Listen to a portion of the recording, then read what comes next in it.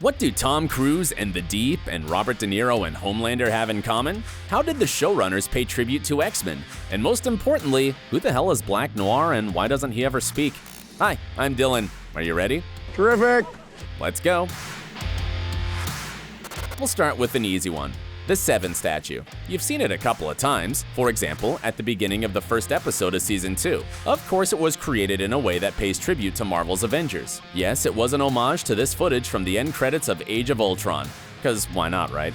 Moving on, in the same episode, there's a scene where Hughie meets Starlight in the subway. I bet you were so intrigued by how their secret meeting would go that you missed a really nice detail in the train. A Church of the Collectives poster. This one.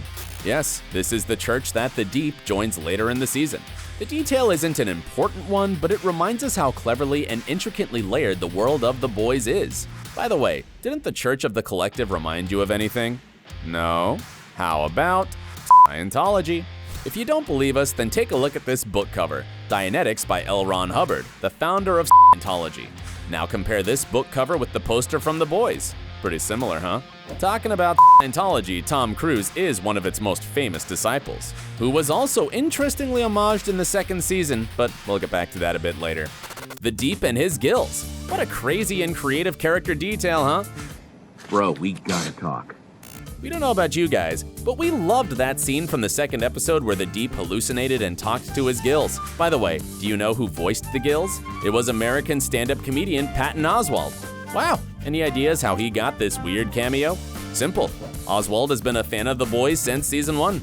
And when the showrunner Eric Kripke was busy doing post-production for season 2, Oswald all of a sudden reached out to him on Twitter saying, "I'm a huge fan of the show. If you ever have a role for me, let me know." And Eric Kripke replied, "Funny you should ask because I actually do have something that you could do for season 2 if you wanted." The rest is history. You are so beautiful.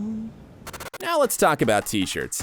Yes, the showrunners of The Boys didn't hesitate to hide some cool details in some of the characters' t-shirts too.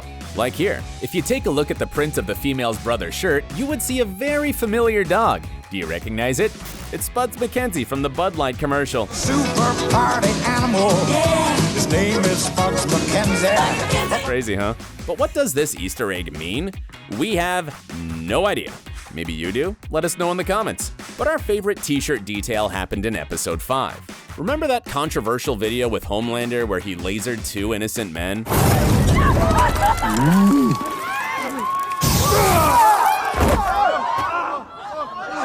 What an asshole. But did you pay attention to the t-shirt the poor boy was wearing? We bet you didn't. It said Lamplighter. Yes, meaning the Lamplighter.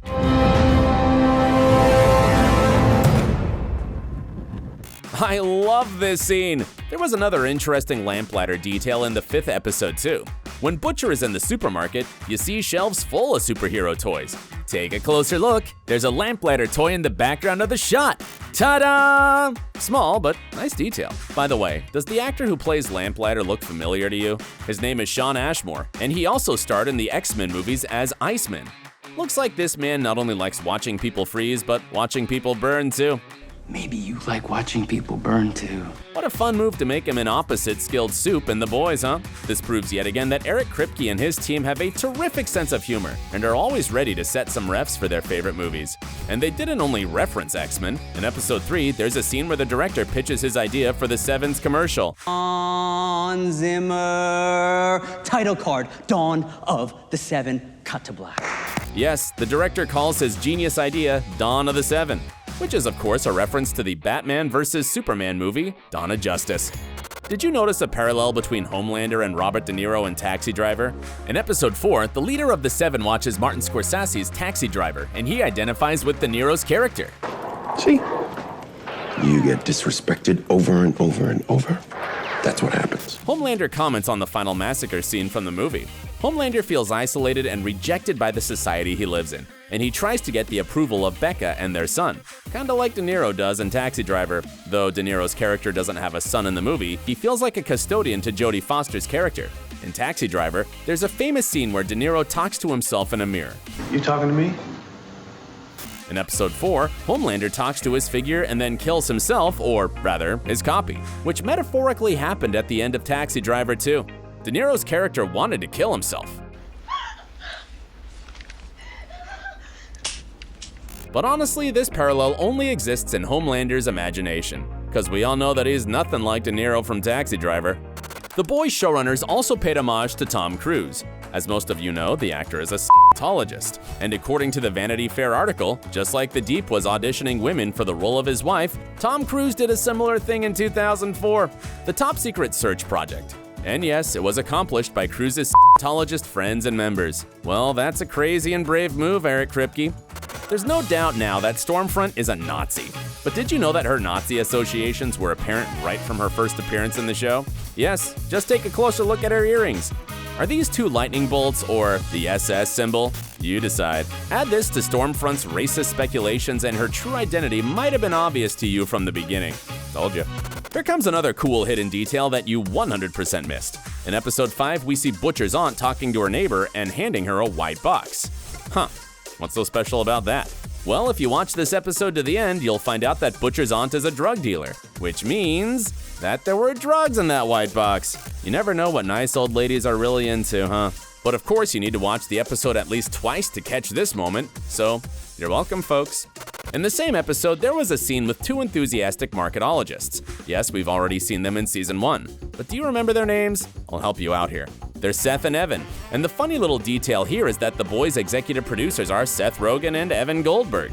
Well, these guys definitely have a sense of irony, but that's not what this scene is about. Seth and Evan describe their concept about an LGBT strategy for Queen Maeve and Elena. Grand marshals at the New York and Chicago Pride because you are two proud lesbians. You know Maeve is bi, right?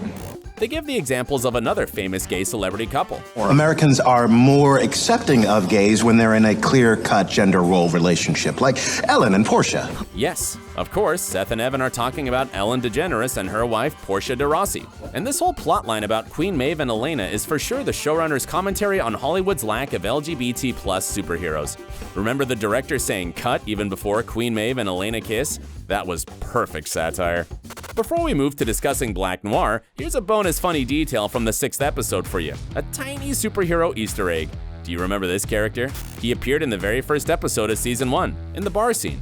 Maybe this weird little fellow will have his own story arc later?